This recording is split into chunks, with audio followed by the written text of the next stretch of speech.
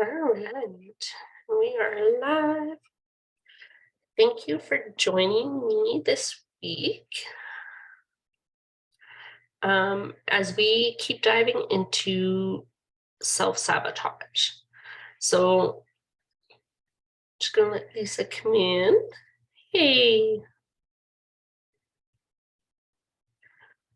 all right.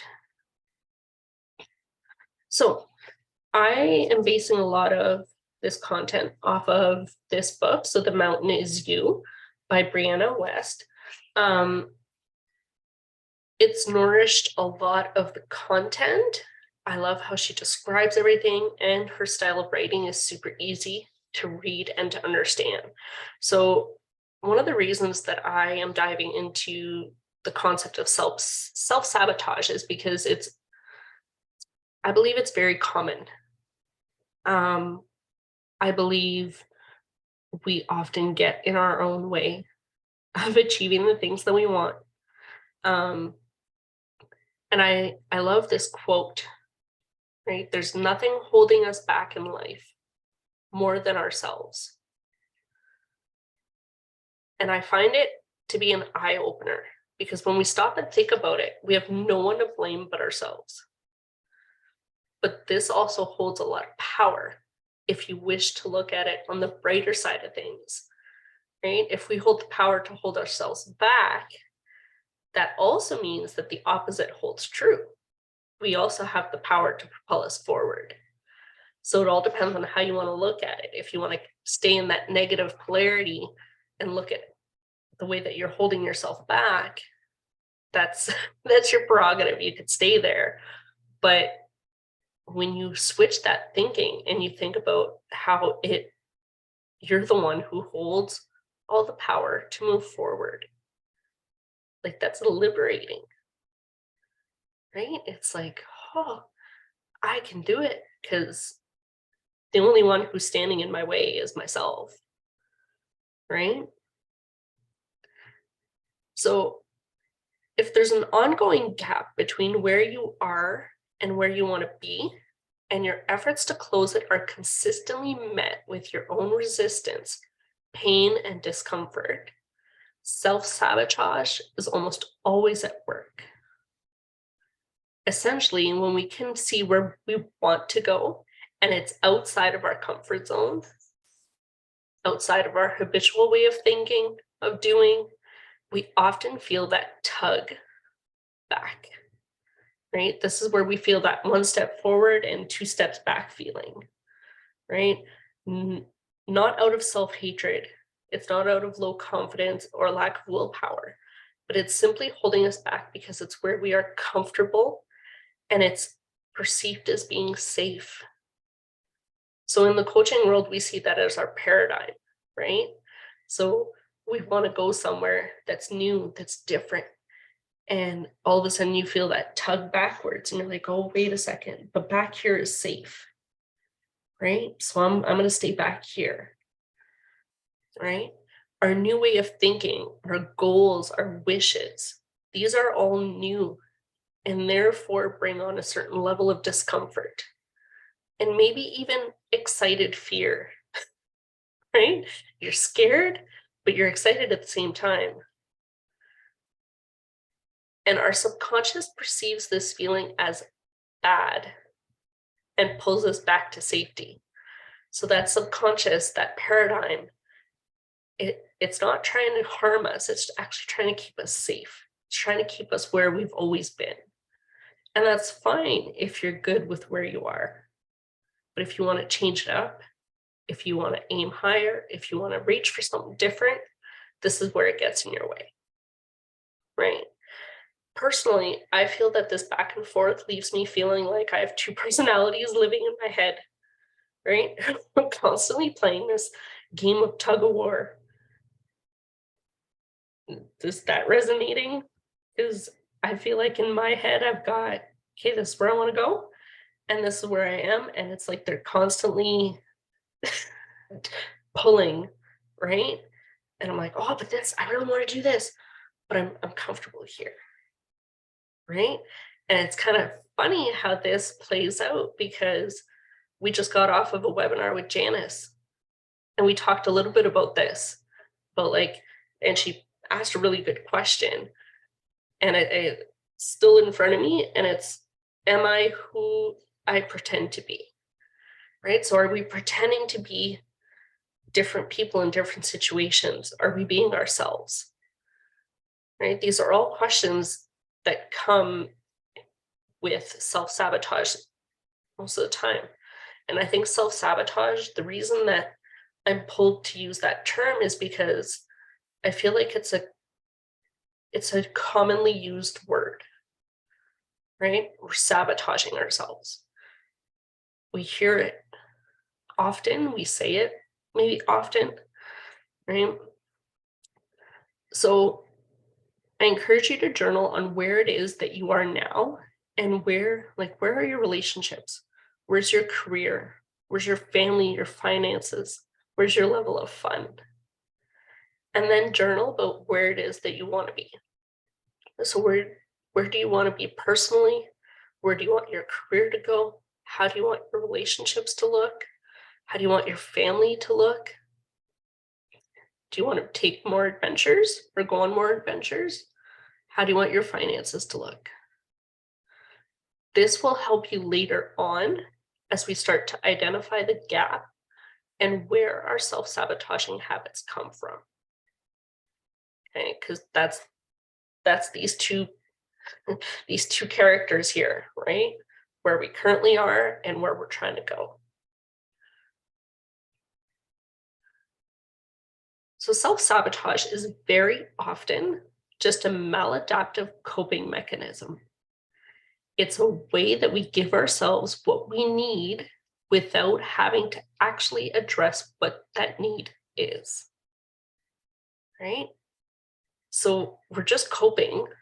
We're trying to put that Band-Aid on there without actually figuring out what's wrong.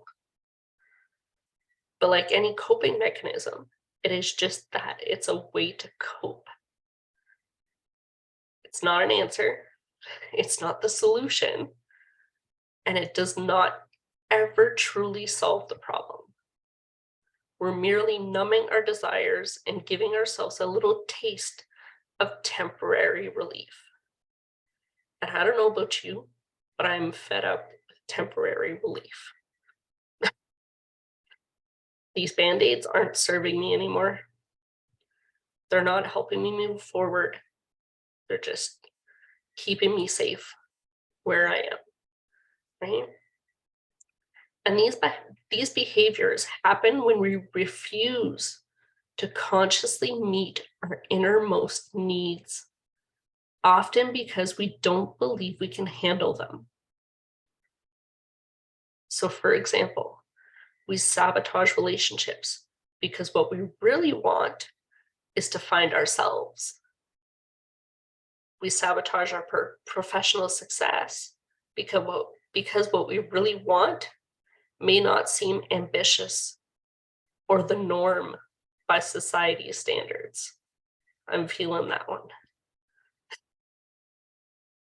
We sabotage our healing because we're afraid of spending time uncovering our truth. I lived there for a long time.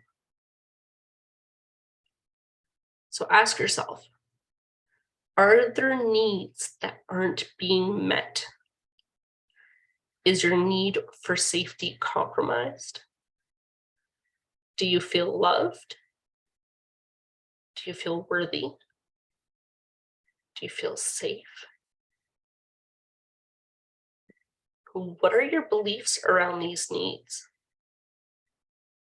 Who is fulfilling these needs? Are you dependent on others to fill these needs? So those are a lot of different questions, but all to help you reflect on what it is that you're putting Band-Aid on, right? And if you're watching the recording, or if you're on here with me live, and you want me to share the workbook with you after, it has all the questions that I'm going through, just let me know and I'll send it over.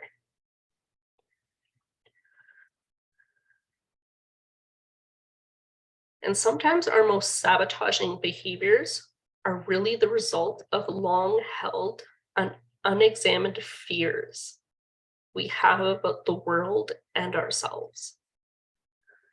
This can be the idea that you're unintelligent, incapable, unattractive, or it can be the fear of elevators, planes, certain animals, committing to relationships. These beliefs can become attachments over time, right? So the more you attach or associate yourself to these fears that you have, then the more they become ingrained in you, right? If I'm constantly repeating to myself that I'm scared of spiders, guess what's going to happen when I see a spider, right? Because I'm repeating that. So the same applies for if I am telling myself that I'm unintelligent, then I'm going to fear anything that is going to push me out of that boundary, right? Push me out of that comfort. So the more we believe these fears, the more evidence we find to reinforce the belief. That means these beliefs become part of our identity, and we begin to think and act as though these beliefs are real, right? So that repetition is playing in here. And for most people, the abstract fear is really a representation of a legitimate fear. For example, if you're someone who is deeply afraid of being a passenger in a car, maybe your real fear is the loss of control or the idea that someone or something else is controlling your life. I love that the author uses this example in her book because I laughed when I read it.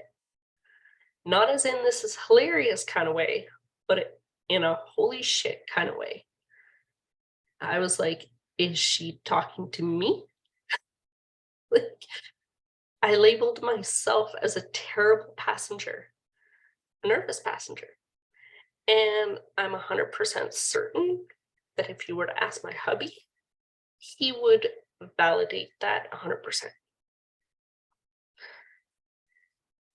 But when I read this piece in the book, I started to question myself and my beliefs. And this example nailed it. So when I'm a passenger in a vehicle, I am giving someone else the control and the responsibility of my life. My husband, who I trust entirely when driving, was taking my control away. Right? When he's driving, I have zero control.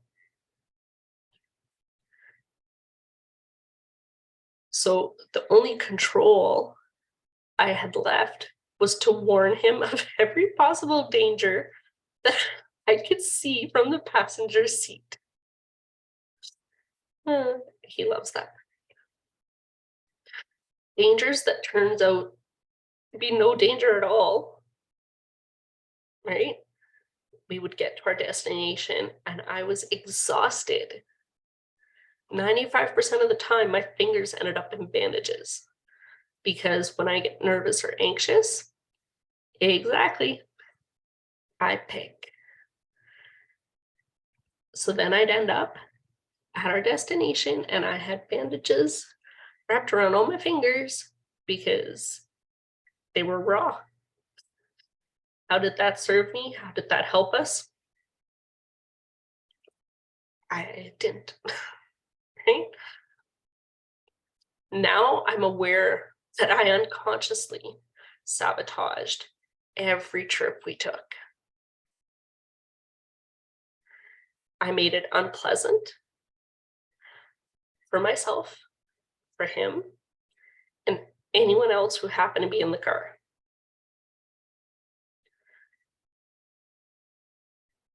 And I sabotaged it in a way that whenever we went anywhere, I was the one who drove.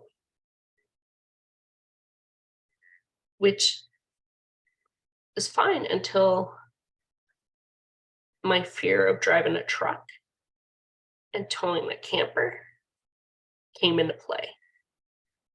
Because now I refuse to drive a truck and tow a camper. Well, guess what? If I want to go camping, I have to release that control. I have to reassure myself that fear, there's no reason for it. Right? So ask yourself, what are my irrational fears? If you aren't sure where to start, reflect on moments where you feel the most anxious, the situations that exhaust you just by thinking about it. Then dissect those moments, because your triggers are hiding in there. Your fears are hiding in there. Right? And when I read this passage about the vehicle in the book, that's when I made the connection between my need for control. Right? It was always a joke that I was a control freak. But I never realized what was hiding behind that label of why I wanted to control.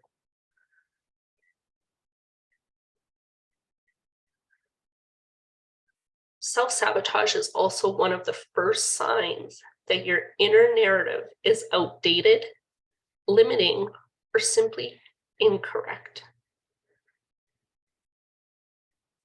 Your life is defined not only by what you think about it, but also what you think of yourself. Your self-concept is an idea that you have spent your whole life building. It was created by piecing together inputs and influences from those around you, what your parents believed, what your peers thought, and what became self-evident through personal experience, and so on. Your self-image is difficult to adjust because your brain's confirmation bias works to affirm your pre-existing beliefs about yourself. So it goes back to whatever we've been repeating to ourselves is what we're going to see, right? That evidence is there. When we self-sabotage, it is often because we have a negative association between achieving the goal we aspire to and being the kind of person who has or does that thing. So we have a negative association between the goal and being that person. So for example, you want to be financially stable, but you keep ruining every opportunity that comes your way. That means that you must go back to your belief about money. Do you believe that money makes people evil? Do you believe you have to be ruthless to have an abundance of money? Do you believe that having money means you can't trust anyone? These are statements that I noticed I have had in my narrative for a long time. I believed that having money meant that you couldn't run a business authentically, that you couldn't run a business based on your true self, based on kindness and treating others fairly. Right? That was part of my belief. Where I picked that up, I don't know, but it was in there. Right? So we have to ask ourselves, where are these negative associations coming from? Once you begin to really question and observe these pre-existing beliefs, you begin to see how warped and illogical they were all along. Not to mention distinctly holding you back from your ultimate potential.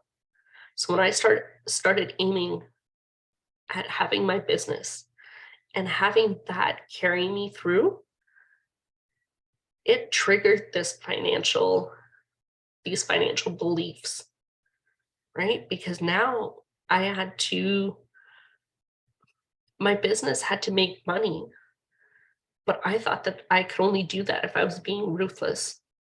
And that's not part of who I am, right? So I had to deconstruct those beliefs so that it matches what I want to do now.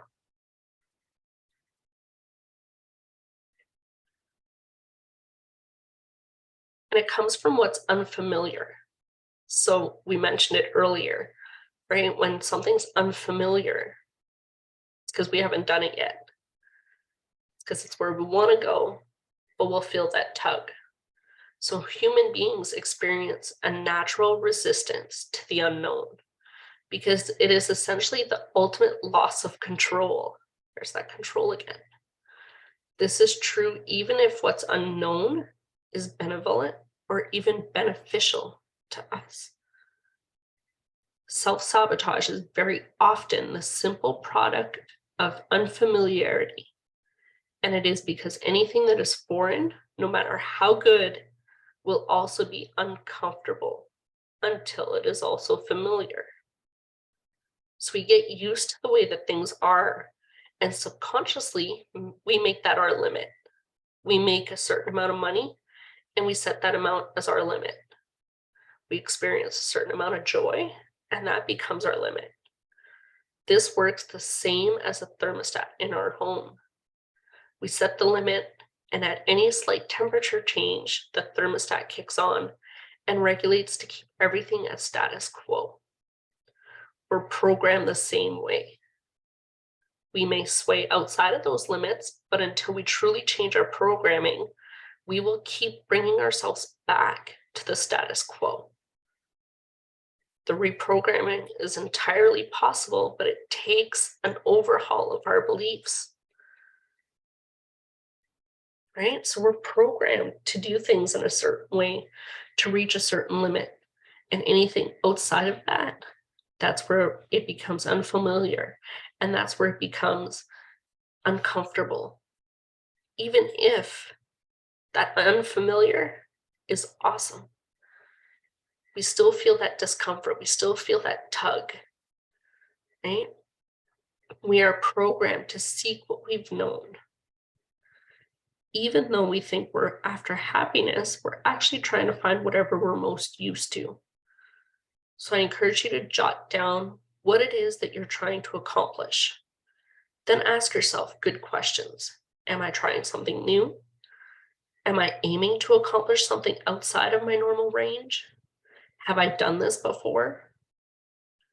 Right? And that's where self-sabotage, that's where you're going to feel that tug. And the last one, it comes from belief systems. So we've talked about belief systems all throughout, right? But what you believe about your life is what you will make true about your life. That's why it's so crucial to be aware of these outdated narratives and have the courage to change them.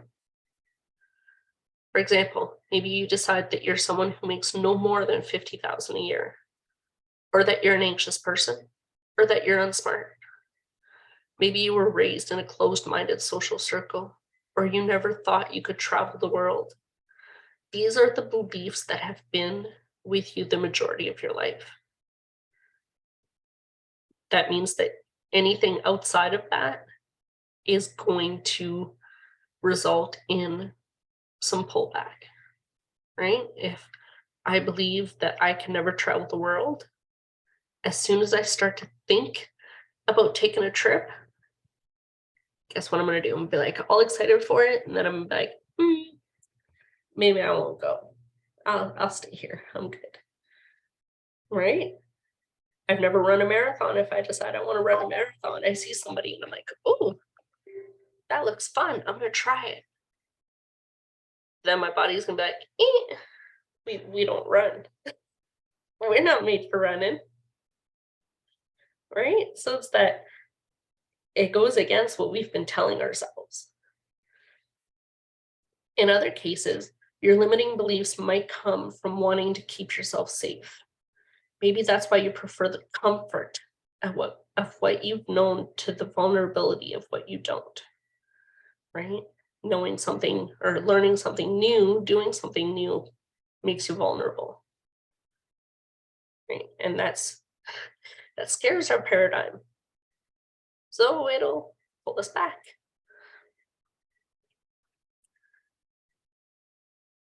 So to truly heal, you're going to have to change the way you think. And we know that, right? It all starts with the way that we're thinking. That needs to shift.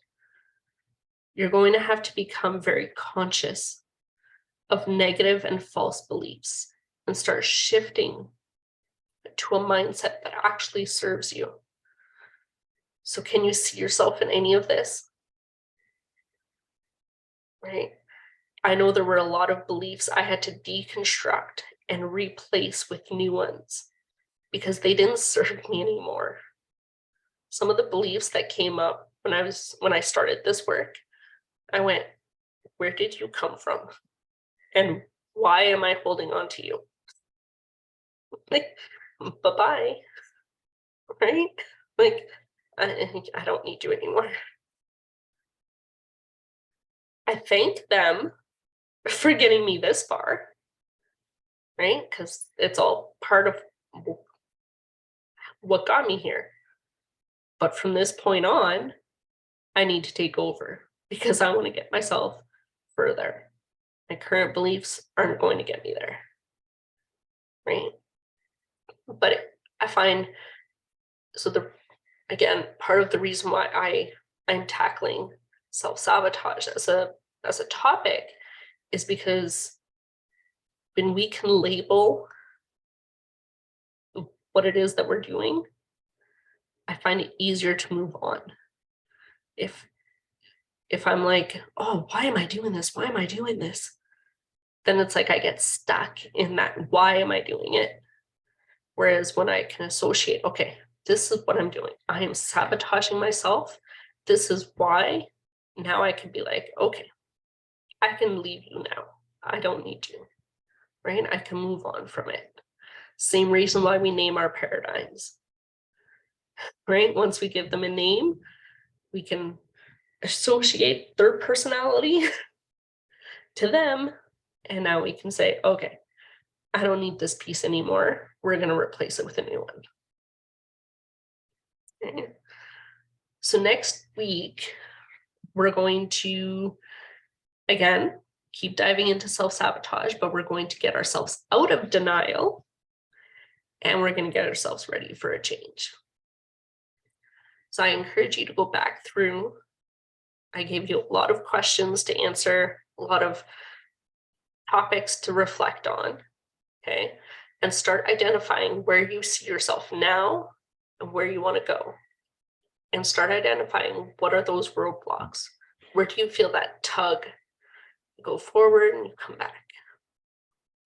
Remember, you're not allowed to beat yourself up about it.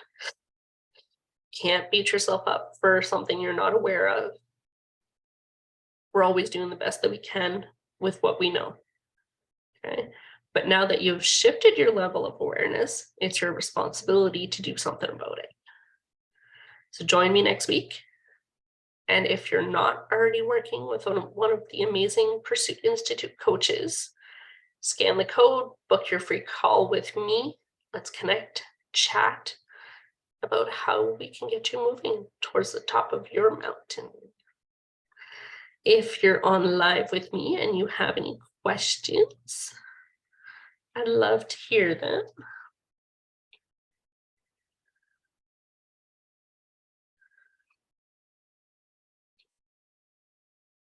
Okay, so no real question, but this really resonated with me.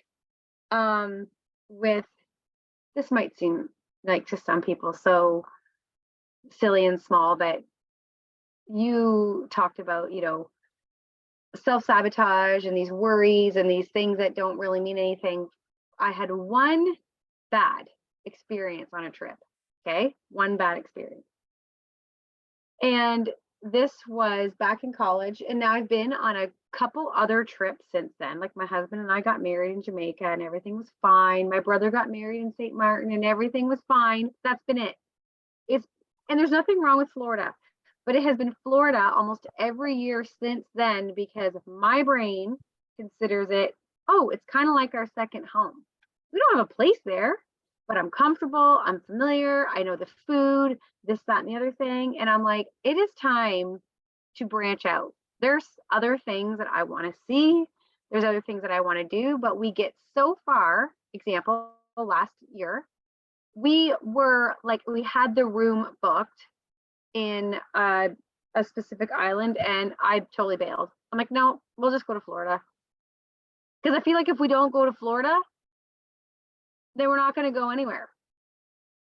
And then cost factor and all these things. And I'm like, oh my gosh, I've convinced myself that that's the only place I'm comfortable in. And I don't necessarily need to be comfortable. Oh yeah, I'm comfortable. I have a great time. I love it. But I'm sure I could love something else just as much. So I know it might seem super small, but it's still me telling myself, and the driving thing is my daughter, 100%, down to the fact that she is such a bad passenger that we encouraged her to buy her own vehicle. Like something that she felt safe in. She needed some responsibility for her money or whatever, and it was one of the best things we ever encouraged her to do.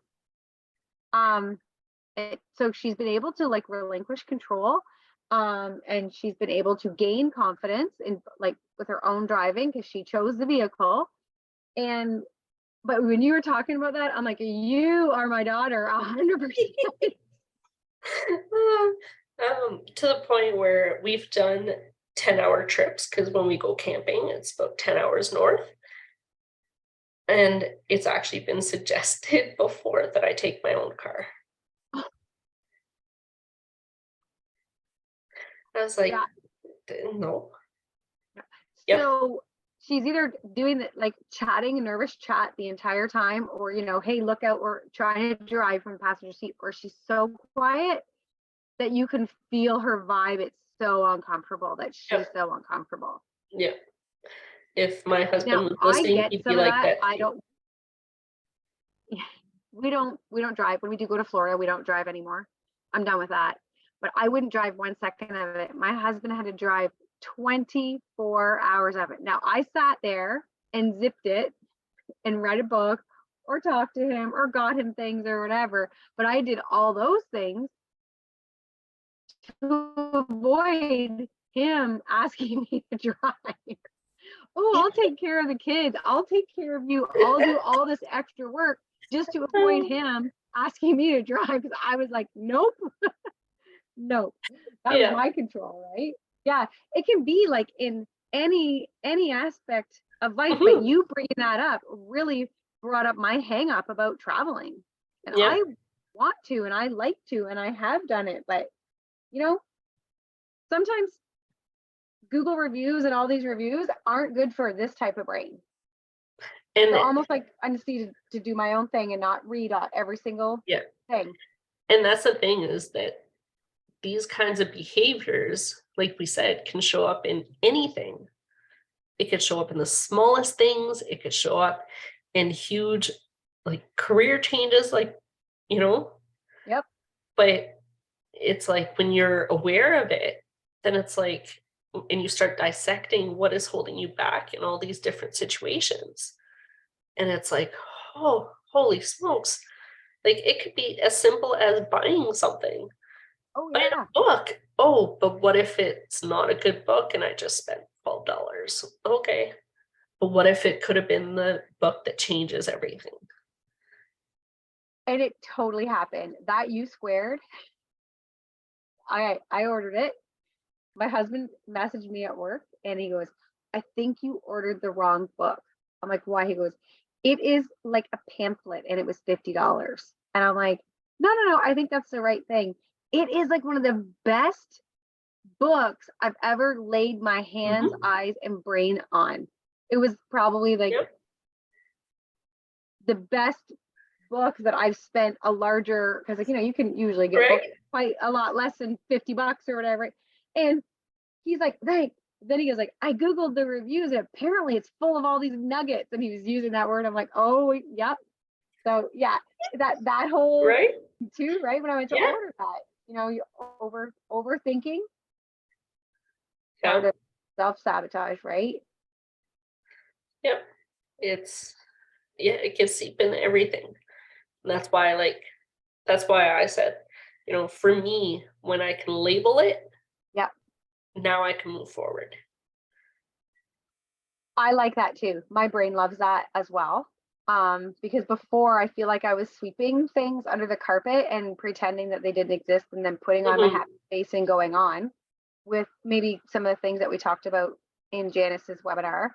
And in this one, let's say with the travel, um, now that you know you worded it that way and I can label it, I feel like 1,000 times better because I can acknowledge it. Yeah, It's that acknowledgement. And then you can, after you acknowledge it, you can do something about it and you exactly. don't feel trapped anymore. Yep. Yeah. So that was great. Thank you. Thank Fantastic. you for joining me and chatting Well, with thank me. you for having me. You're just webinar hopping today. Oh, yeah. I'm having a good time tonight.